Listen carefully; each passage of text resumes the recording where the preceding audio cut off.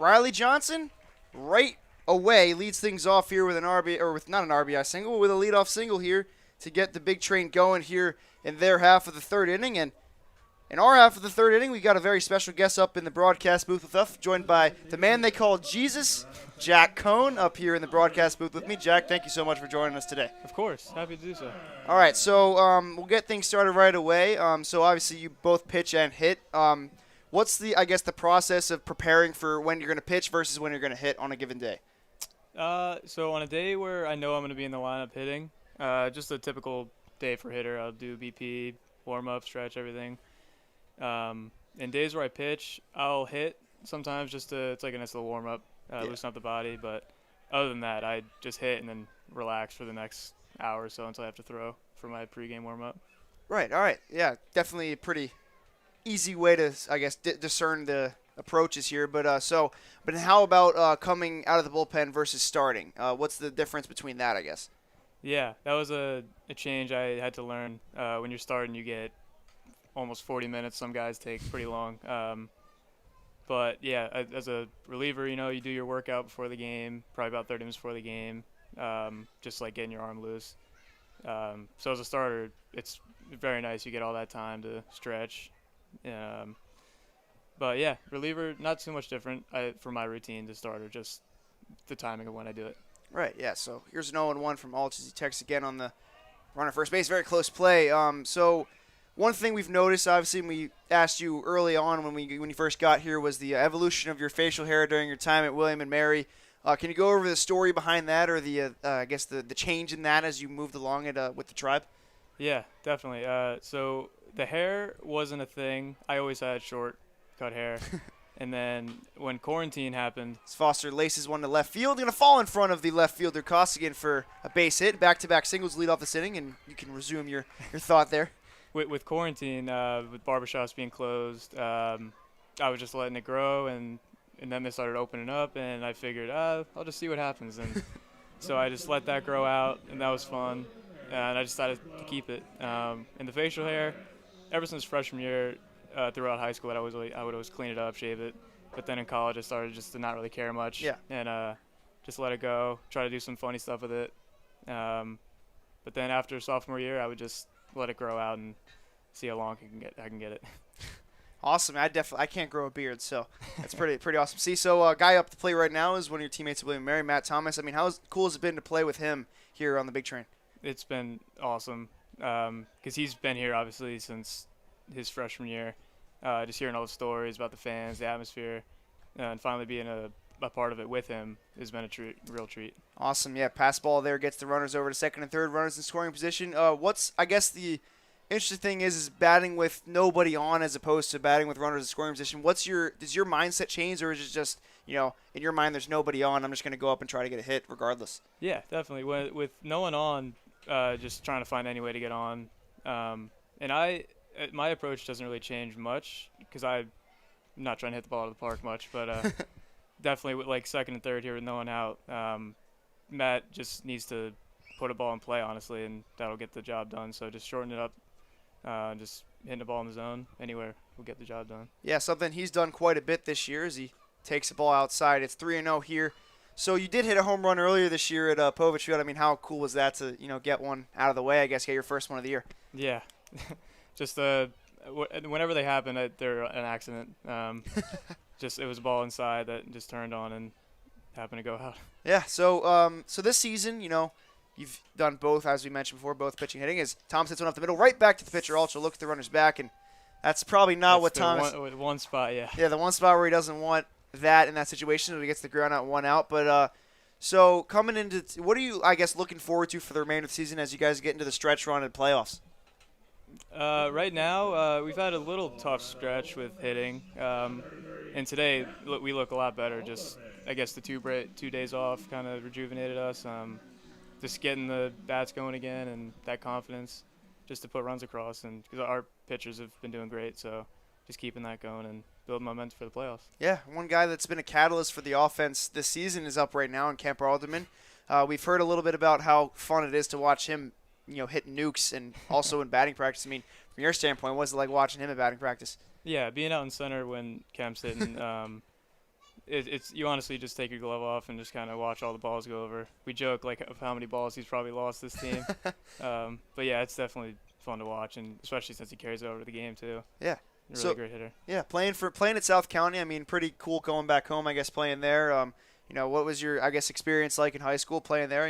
Your numbers out on the left field wall as well. So how cool was that to get as well?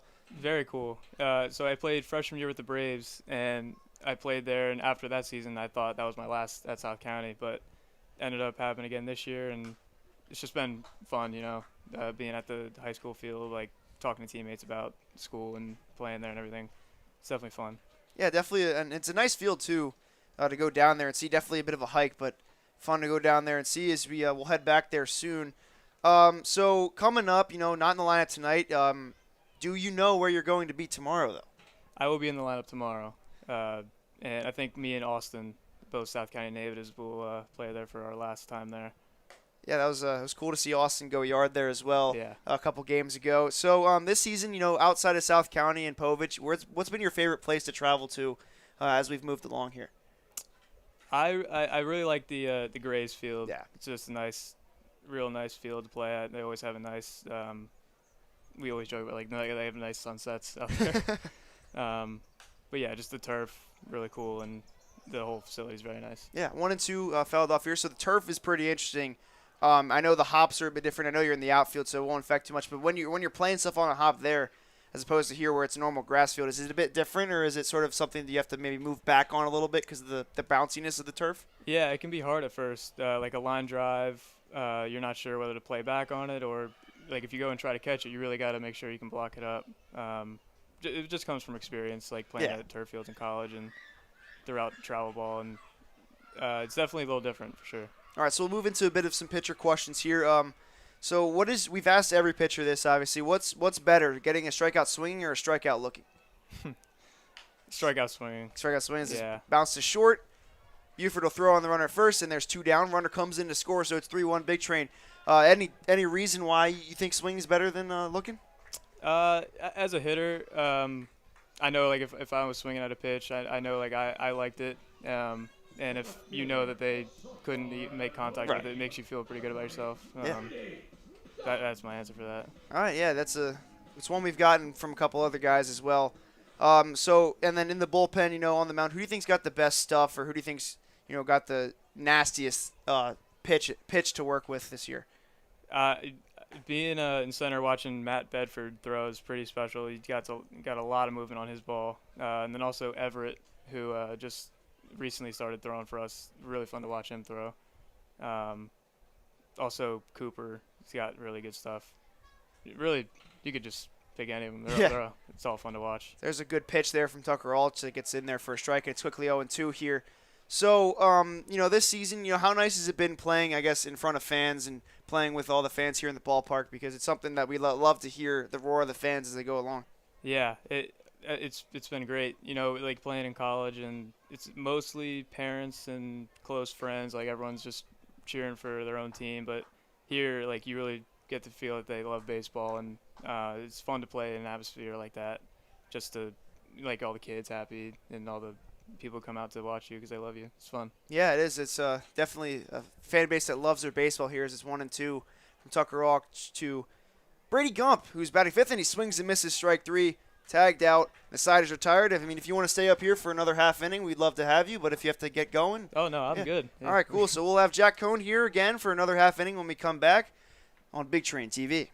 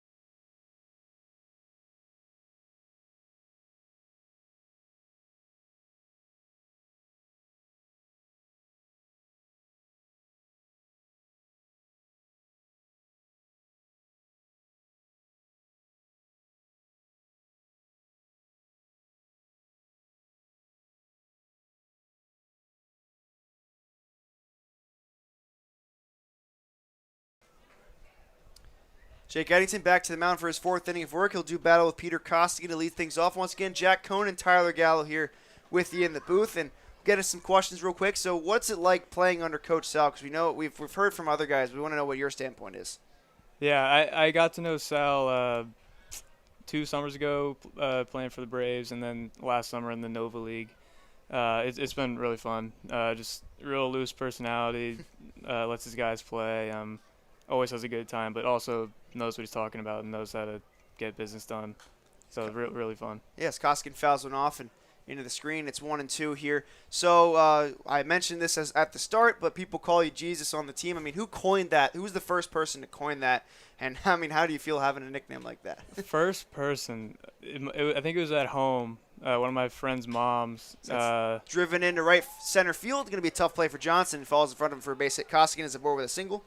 And you can get back to what you were saying there. She was just saying that it looked like her children's book, like Jesus, and then that came to school a little bit, and then obviously Sal loves it. He calls me all the time, and a little bit uncomfortable because at times, but yeah, I'll try to embrace it, and I guess be a model, but yeah, it's nice to know you got the respect of the guys on the team as well.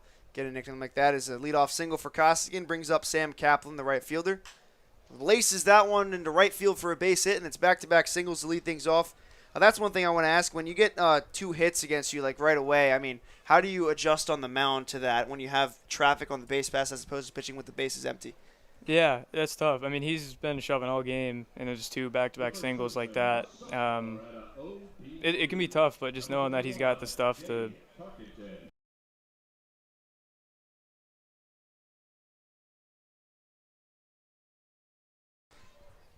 Apologies for the technical difficulties here on Big Train TV as you roll back into things here. We're with Jack Cohn again up in the broadcast booth. Bases loaded and nobody out for Jake Eddington as he's weaved himself into a pressure cooker situation, and that's when I want to ask. I asked you a bit about the back-to-back hits, but when you're in a situation like this, how do you attack the hitters up at the plate? Just keeping the same approach. I mean, you can be a little more careful, especially with bases loaded, no outs, just because the hitter's thinking right now, all he's got to do is put a ball in play. Right. And almost not conceding a run, just knowing that it's a tough situation to get up with 3 strikeouts, and you don't want to put that pressure on yourself. So there's this nice swing and a miss there, 1-2. Eddington getting into 2-strike situations, which he's gotten into quite a bit this season. One of the leaders in strikeouts on this staff, and it's been fun watching Jake Eddington on the mound. I mean, what have you seen from him thus far this season? I know you mentioned a little bit, but what have you seen just overall this year? Yeah, I think he has a great 2-strike mentality. He just keeps attacking the hitter, has wipeout stuff that guys will chase at. He gets like a lot of swings and misses. I like how he just attacks all the hitters regardless of the situation. Yeah, he's been fun to watch. He gets into this 2-strike mode and just mows them down. I mean, tonight he's got 5 strikeouts to his ledger, which he would love another one here with the bases loaded. Looks back at the runner at second. 2-2 now. He delivers the pitch. Popped way up in the infield. Going to be an easier play as the infield fly rule is called. Batter is out, and there's first out, and that's what you like to see out of Jake Eddington there, getting that pop out, and then maybe a ground ball gets you out of this inning. So 1 out here. So we once again are joined by Jack Cohn on Big Train TV. Thank you to everyone who's tuned in today. If you have any questions for Jack, feel free to send them as we get to the end of his time here up in the booth with 2 outs looming here. Hopefully a ground ball can get him out of this inning, and we'll see what happens up here at the plate. But, Jack, I got to know, I mean, William and Mary, I guess, what was the decision to join theirs? That's lifting to left field. Going back on it is the left fielder Gump. He settles under it. This should be deep enough to score the runner. Coming in. A good throw from left field from Gump is in, but not on line. And that'll be a run as it's 3-2 here. So, William and Mary, a bit, close to here, I guess. What was your main decision in joining the tribe a couple of years ago? That decision, it was kind of an easy one. As a junior in high school, they reached out to me and really showed their interest to me. And I just felt that location, education, and the baseball it was an easy choice. Going to a place where, like, they loved me and just trying to be a contributing factor right away. And that's all I needed to hear. Just everything they had to offer was amazing. Yeah, definitely a good school, good baseball school as well. 0-1 here. I mean, as your time there, do you have a favorite moment during your time at William and Mary, and also what's been your favorite moment thus far this season? Because I know you had a walk-off sacrifice fly a couple games ago, but what stands out to you about your time there and here? Favorite moment at William and Mary, maybe there was a Charleston series my freshman year where we were struggling a little bit at the end there, and we needed a sweep, and it was Sunday, and we won the first two games on Saturday with a walk-off. So then Sunday, I actually had the walk-off in that game, and that led us into our last series. So that was probably my favorite moment at William Mary. Here, I had the game, the home run game. I had 4 hits in that game, and I just remember coming up on my last at bat. I heard like some kids on third base or first base side say I was a triple away from the cycle, and I kept hearing like hit a triple, and I hit a ball down the line and ended up stopping at second because I couldn't get there to third. But it was just fun to have that experience shared with all these fans. Yeah, that's cool to see the fans, getting on your side as the bases are now loaded once more as Jolly Hendricks walks to load them up, and Cam Buford, who struck out twice here, up at the plate. When you have a guy, who's been, you mentioned your 4 hits at the plate. When you're facing a guy that's got a couple of hits against you, what's the mindset going into the third? Are you laying off some pitches you threw to him earlier, or are you just going in there with the mentality of I got to get him out with whatever I have? Yeah, you definitely go back to past at bats. Like if you could have done something better, see certain sequences. But at the end of the day, as a pitcher, just knowing that you trust your stuff, like you don't play to the hitter's strengths, you play to your own strengths. Like that's what I think on the mound. Just not really playing into the hitter stuff. Just knowing that you're good enough to get the guy, because the hitter always is in the or always going to struggle at the end of the day against pitching. So just knowing that. Yeah, it's a good special thing to do. So I guess I got to get inside of a mound visit. Are they joking around with you to try to calm you down when it's in this situation, or is it just, hey, you got to get this guy right here. This is your guy, and you get out of this inning and turn it over to the rest of the guys in the bullpen? It definitely depends on, I think, the pitcher and whoever goes out, Lopez or Coach Sal. But yeah, it can be a joking situation, like just to go out and tell a guy a joke, just to loosen him up, or yeah, like, hey, this is the guy that we need to like go away on, or like certain situational stuff. Right. But it's a lot of both. Yeah, he pops a strike in there, and one thing we've noticed from Coach Lopez is just his infectious laugh. Yeah. How funny. I've seen guys laughing around at it, but how good of a pitching coach has he been this year for you guys regardless? He's been great. Just the effort he puts in this program, and just the love he brings, happiness he brings to everyone. And then as a pitching coach, yeah, it was unfortunate where he was still in high school, where all of my outings for the first part of the season, he was not there. Yeah. But then when he started to show up for my couple last outings, just talking his ear and just hearing what he has to say, it's been really good. He knows what he's talking about, and I think he's helped a lot of the guys. Yeah, it seems like he does have a pretty good relationship with you guys out there. Is 0-2 here on Cam Buford. Big strikeout situation for Jake Eddington, who's got 6 of them, or he's got 5 of them today. A lot of traffic on this inning. Here's the 0-2 pitch now from Jake Eddington. Delivers to Buford. Good. Swing and a miss, strike 3, and gets him. And just one run across the situation, which you'll take any time. But Jack Cohn, thank you so much once again for joining us here on Big Train TV. Won't be the last interview we have this season, but we're happy we got Jack up here. Jack, thanks again so much for coming on. No problem. All right, we'll see you back for the bottom half of the 4th inning here on Big Train TV.